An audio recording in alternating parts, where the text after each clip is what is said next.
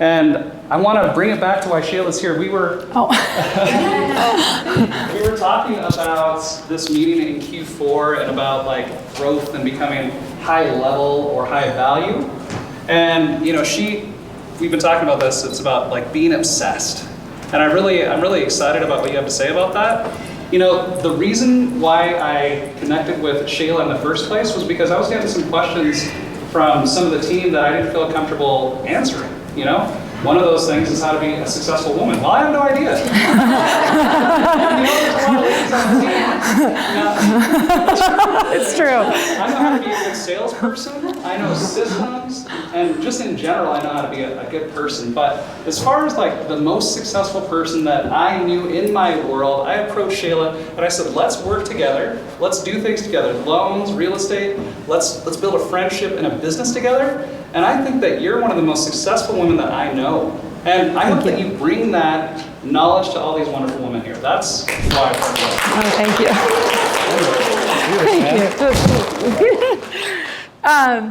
Well, I guess it's appropriate to share my story and kind of figure out if that helps with this topic.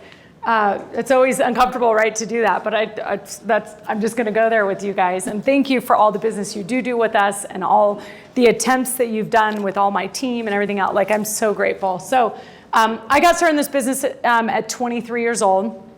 I had believed the thing that if you go to school and you get good grades and you go to good college, you get a good job of safety and security, that someday you'll be happy. Which, those goals are called means goals versus an end goal. A mean goal says, well, I will do this so that I can get that, and I'll do this so that I can get that, and I'll do this so I could get that. And anyway, I went to college and it wasn't for me. I was there for a year. I was a straight A student, got an honors degree, not because I was super smart, but because I'm really competitive. And I believed that if I was at the top of the chart always, I would, blah, blah, blah. And I got to school and really felt like I want to do something. I wanted to I want to build, I want to grow, I want to make a difference in this world. And I think all of you could probably relate to that, which is why you choose real estate, which is why you go into commission only, which is why you put yourself out there. And I just wasn't finding that where I was. And I think, the statement of we are who we hang around is so true. And so I got antsy being in school. And of course I answered an ad and it was for a sales job. And it was to create my own business in network marketing, where I got to sell like hair care and skin care and weight loss products. And I got so jacked and fired up about having my own business. So then I'm in college and I'm literally going to the women's locker room and going, how am I going to talk to people like maybe they might want to lose weight? Like, talk about the scariest conversation. Like, what do you say? Like, hey, do you feel good about your weight and size? Like, what do you say? But anyway, I'm competitive and I'm like, okay, I'm going to figure this out. And I'd get this knot in my stomach and I'd be so nervous, which P.S. by the way, I sucked at sales when I got started. My personality, I like spreadsheets, I like stats, I like calculus. Like, I go to bed with my calculator app open most nights. Like, I get a little excited. So anyway, I'm in sales and I suck. I don't know how to make friends with strangers. I don't know how to get somebody to like or trust me. I don't know how to build rapport. But I'm competitive. And so in failing, I just figure out like, okay, I got to figure this out. I ended up moving to Chicago. I ended up dropping out of college. I ended up doing that 3 or 4 years full time. Britt knows because she's been in network marketing. It's one of the hardest things in the world because you're talking to people to say, hey, this is the way most of Americans think. Go to job, get a da-da-da. But do you want to be over here and be a weirdo and have your own pyramid deal and you can come in under me and I'm 19 and I'll be your leader and I know you're 42 and that seems kind of weird, but you can follow me. I mean, it was like one of the hardest things ever, but I was so stimulated by the growth. And I think that that's what's going on in our market right now is it's hard, right? It's no doubt hard when we've got all this negativity from the media and the news and the rates and all that kind of stuff. How are we going to find that go zone? How are we going to find the win and play to win in the middle of it? We've got to love the hard. We've got to love the challenge, the grittiness, the like getting off a conversation and go, woo, I blew that one. Like, how do I do better? And so my obsession started early at how do I get good at people? Like, how do I actually understand people? Side note, if any of you really care about this topic, I've just started a docuseries with Brene Brown. Anybody know Brene Brown? Oh my gosh, you guys will love Brene Brown. Write her down, B-R-E-N-E, Brene Brown. She is a researcher and has one of the most viewed TED Talks in the world. And she talks about vulnerability, and she talks about shame and vulnerability, and she's blown up, and she's written now like 6 books. She has a docuseries called Atlas of the Heart, which is her latest book. And she talks about, you'll love this, I know you'll do it. She talks about emotions and that we are feeling beings that occasionally think. We are feeling beings that occasionally think, which most people think the opposite, that we are thinking beings that occasionally feel, and let's just get those feelings out of the way so we could be productive and do all that kind of stuff. But it was at the early age of 19 when I became obsessed about understanding people and how they worked and how you create human connection and how you get somebody to like you and to trust you, and especially when you're 20 years old or 23 years old and they look at you like you're a little twerp. Like, what the hell do you know? Like, why am I going to put a $500,000 transaction in your hands? Like, how do I get people to have confidence in me? How do I do all that, right? And furthermore, I'm a blonde chick. And I know there's a stereotype that like, oh, you're a Barbie and you're just walking through and opening doors because you're just going to like flash your shit or like wave your hair or whatever, right? And I'm opposite of that, right? I grew up with brothers, I'm a tomboy, and if somebody were to say, you're pretty, I'm going, yeah, thanks. If somebody says, you're smart, you're a go-getter, now I'm moved. Now that's a real compliment. Can the girls in the room relate to this? Okay, but how do you use your femininity? How do you use your looks and the power of femininity, but play in a way that says, you're gonna take me seriously. You can trust me, I got you. You could feel safe with me. So this is stuff I started working on at a young age. And so what did I do to do that? I don't know. I went to a sales conference every single month. I read sales books constantly. My earlier mentors were all men, okay? I learned very quickly. I couldn't do it the way they do it because my first mentor was like 6'8", former ex-hockey player. He has like a unibrow, like with those protruding, like a Neanderthal, okay? Beady eyes, and he's scary as shit. Like if Joe called you, you're like, ah! But I could deal well with pressure and tough love, and then I would try to lead like him. And that's another thing as a woman that doesn't work. Has anybody figured that out? Like, we're kind of expected, and guys, you should hear this, we're kind of expected to be able to do it all if we're gonna be in business. We're expected to be compassionate and nurturing and empathetic and a good listener, but we're also expected to be super organized and dialed in and intelligent because you're in this role. And I hate to say it, but guys, you guys get away with a lot of shit. Like, a male leader can be insensitive, not really care about people's emotions or what they got going on. That is not this man. You choose to be different. And you are a very different male leader than a lot of people out there. And I'm not a feminist at all, by the way, okay? I do work for a mortgage company that's run by women, and all I've learned about that is that there's no ego. It's just a get shit done mentality, and I love it. But as a woman, we could bitch again and say, oh, this isn't fair, this market is hard, da, da, da, da, da. Well, why don't we just know what it is and then play the game? And I think that's what I've done really well, is to say there's perception and there's reality. What do people operate under? Perception. Perception. So if somebody doesn't like me or didn't choose me, I always think like, it's not me, it's the perception that they had of me. What can I do in the way I communicate, in the way I follow up, in the way that I behave, that gives them the perception that they need in order to feel safe, in order to feel trust, in order to feel whatever, to influence that decision maker. And when I started thinking about this whole perception versus reality, you can get really deep into that. Well, what do I drive? What do I wear? How do I speak? How do I listen? What energy? What's my body language? Because, guys, we are feeling beings. It's all a vibe. We make decisions that fast whether somebody is genuine or not, whether we could trust them or not. Would you guys agree? Yeah, so I'm talking to now everybody in this room, men and women. We're in sales. And people decide very quickly if they like us and they trust us. And when we can get there, we can have any tough conversation about any topic. And that's really what we got to be good at. We've got to be able to talk about this tough stuff. That's how we're valuable. Anybody can open a door and talk about the pretty fun things. The people who are going to be successful are the ones that can talk about the real shit. Would you guys agree? Yeah, which is why it's so cool that you're doing this at a meeting and you're taking time to do that. Side note. So anyway, fast forward, I do that for 4 years. I live on an Air Mattress with like 4 people in a 1-bedroom apartment. One point I even lived in my office in the bathroom. No BS. My landlord was downstairs and I would have to like hide my car around the dumpster. I had mattresses by the toilet, and then I would have to get up early and get down to my car and go to the gym to take a shower, so he didn't know I was living in the office.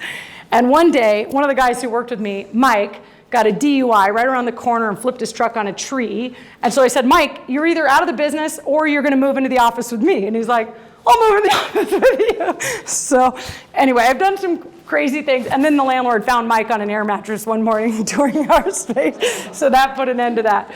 And the reason I share that with you guys is because honestly, like, sales empowers us to live whatever we have to live, but we've also got to embrace the suck. Like, prospecting and sales and relationship, this is hard. It's mentally and emotionally hard. You know, I sometimes look at the guy outside that's mowing my grass and go, oh, that would be so nice if I could just be out there and just mowing the lawn. Anybody else think like that? Sometimes. But then I come back to reality and go, no, that's not the life I want to live, right? I grew up with parents that they grew up in very poor beginnings. They started business young. They're in drywall. I saw them work their asses off.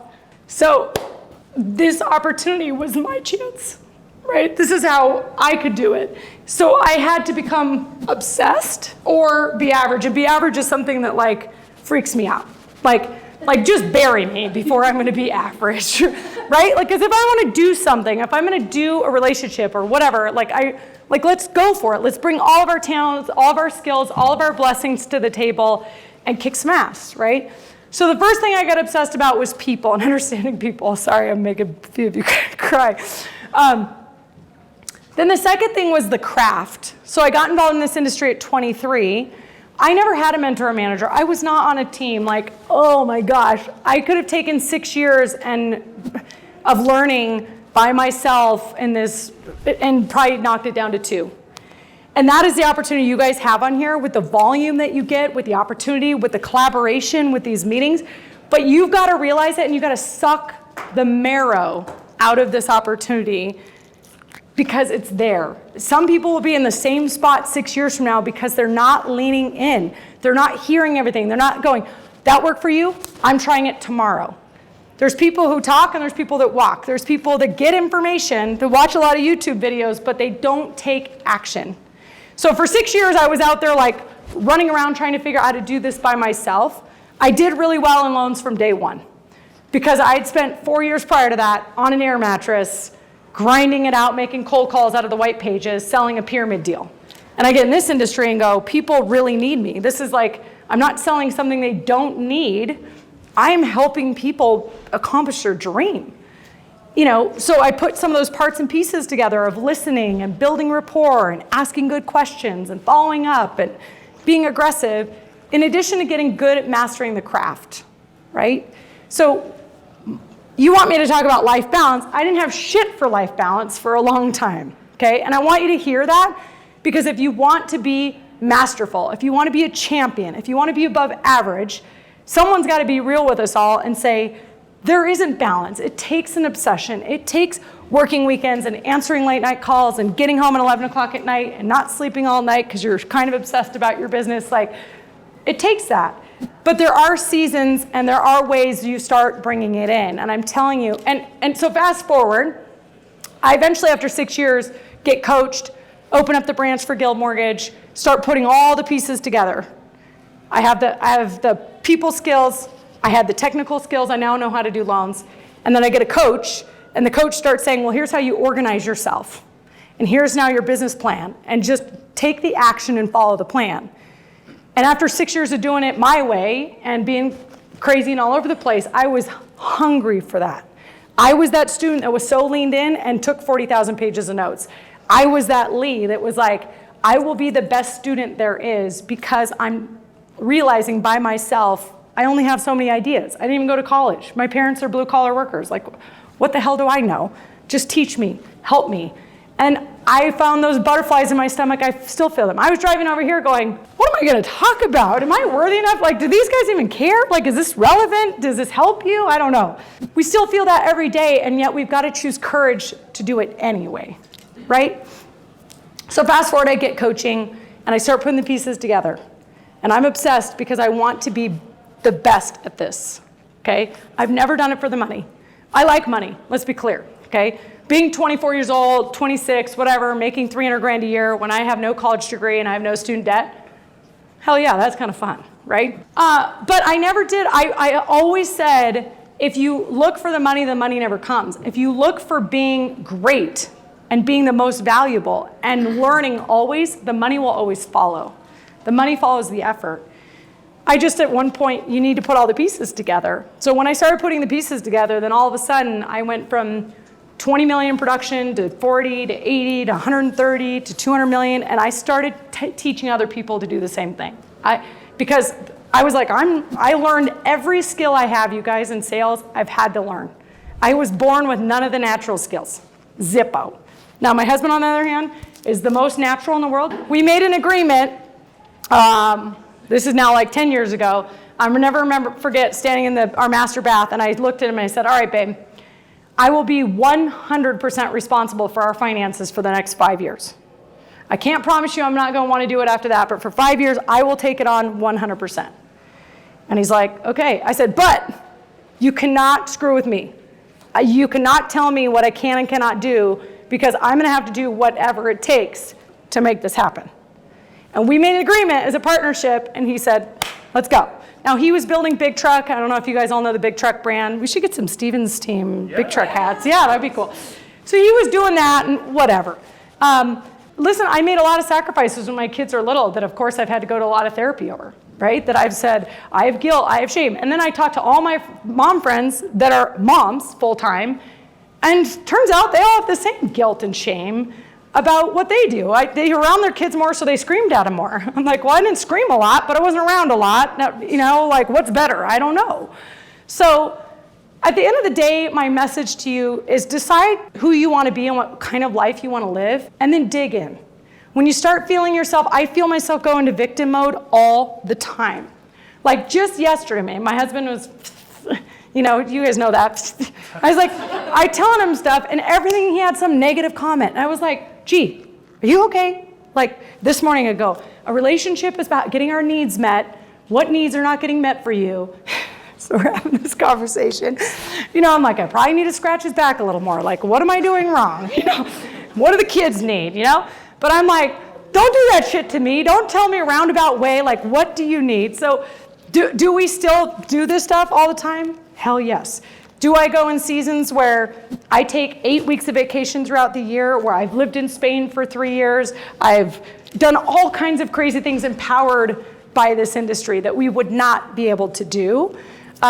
Do I still have 100% at home all the time? No. Am I making mistakes? Am I showing up my best? Am I present? No. But the goal is to be this. Everybody write this down. Alom. L-O-A-M. Less of a mess. That's the goal. That's it. And the thing that's kept me engaged is that I always believe that I can get better. How many of you guys believe that? Fundamentally. Doesn't matter what happened today. Doesn't matter how I screwed up that call. Doesn't matter how I have not been a present person or friend or leader, whatever.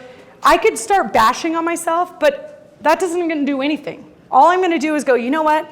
I haven't been a great friend. Okay, that other things took a front row seat. I'm now going to engage. What can I do? What do my friends need? And I'm just going to say that. It's honest, right? Have I been a good friend to you? How can I be a better friend? And then boom, I pick that up and I work on that for a while. And then I'm like, oh, I'm bored over here and I'm going to go do this over here. So the first 2 years, if this is brand new for you, I would say you got to be obsessed at getting good at the little things. If you get good at all those little parts and pieces, I promise you, momentum takes over, and all of a sudden it's like, whew, instead of having to make 30 calls to get the same result, you make 15. Instead of having to spend 3 hours with a client, you're spending 1. Instead of showing properties, 20 properties per buyer, showing them only 6 properties per buyer. It's the same industry. It's doing the same job. But how do you get more balance, or how do you get more leverage? You actually get better at all those little parts and pieces. And I promise you that's where it comes from. And your hours come down, or you do double the transactions in the same amount of hours. It's one of the two. There'll always be challenges of this, of this thing. Like, well, I could work 3 extra hours and make, X number of money, or I could take a vacation. You're gonna always have to work with that stuff forever if you're a driven person. That's all I can say. But if you're choosing a career and you're choosing to count on yourself, which you all are, let's be damn good at it when we're doing it. Can we all agree to that? Yes. Yeah. And I promise the people around you will love your passion for it. I think often we play as women, we're like, I don't want to be too intense. Like, I'm really, really driven, but I'm going to have to play that back and be like, oh, I'm a mom, and blah, right?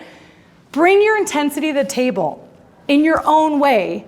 Don't be my old mentor, Joe Delisle, and rip people. That's what I tried in the beginning. And I'm like, ooh, if I act like him as a leader, he can do it because he's Neanderthal and tall and dude. I look like a bitch, and people won't follow me. So how do I bring my intensity and my passion in my own way? How do I negotiate those relationships in my life so people understand what's important to me and that I can be present when I'm with them? It's the most important thing. How many of you guys have been at work and you're feeling guilty that you're not at home, and then you're at home and you feel guilty that you're not at work? Yeah, stop it. We have to just say, I'm here right now, I'm gonna do the best I can do, and I'm here right now and I'm gonna do the best I can do.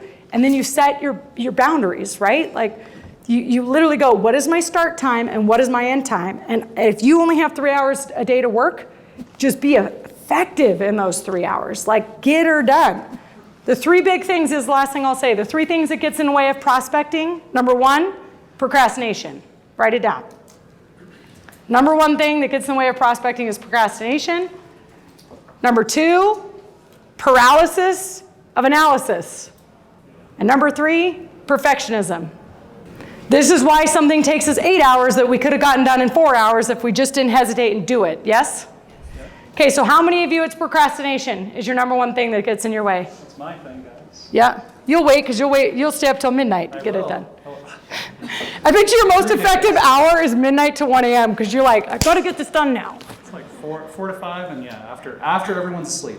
Then you crank it out because you could procrastinate till then because you've given yourself that window, right? How many of you guys know with procrastination, when you have a vacation coming up, all of a sudden, like, miraculously, you get more things done you've ever gotten done. Like, the dog's gone here, and your kids have gone here, and you got this done, you've got 3 listings done, you got photos, and like, all of it happened. You guys know? There's that level of efficiency to happen every day. It just takes focus and awareness that procrastination is our problem, and we got to catch it quicker. How many of you it's perfectionism? Yeah, right? We sit around thinking, how could it be perfect?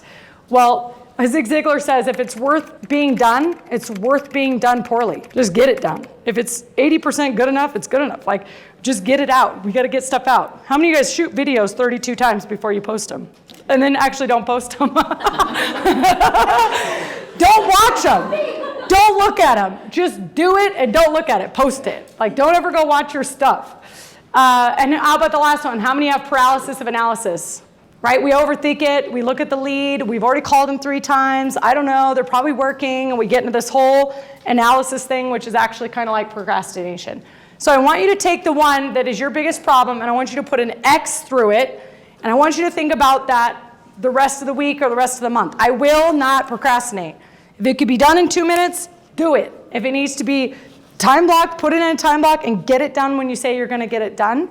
And you will be wildly efficient. And every time that we make improvements, we get more confident, yes or no? Yeah. Because we're looking at ourselves in the mirror and we're saying, I'm capable. And I think confidence comes from 2 things. This is Shayla. This is my own stuff. So I'm sure there's other stuff. But I think confidence comes either from feeling capable or from feeling lovable. How many of you guys get your confidence from feeling capable? That's me. How many of you get it from being lovable? Oh, I love these lovable people. My husband would be the lovable one. He literally is like, everyone's going to love me. This is subconscious, right? He doesn't walk around saying that. But he's never met a stranger. He's so charismatic, and his confidence comes from just his he's just got vibes, right? But he's actually super, super, super insecure because he's got dyslexia and ADHD. He was a shit student. And so his thing is he doesn't feel capable. He doesn't feel like he could learn stuff, right? So he has to rely on that stuff, but a lot of times he doesn't think it's good enough. It's good enough. I'm telling you, it's good enough. On capability, sometimes we're so capable, but I think my problem has been if I'm not performing right now for you, then I'm not lovable and I'm not worthy. How many of you guys have that going on? It's what makes me a workaholic sometimes because I constantly go, I'm not deserved. If it's about my performance and yesterday was yesterday and it's about today, and if I'm not performing today and if I'm not valuable today, then I'm not good enough. And I run that through my head. So yes, every one of us probably need therapy, we need coaching, we need mantras, we need journaling, but that's what it takes if we want to be above average, if we want to experience our true potential, if we want to experience like where and how we can go and do this. So I don't know if that did anything that you wanted me to do, no, but thank you.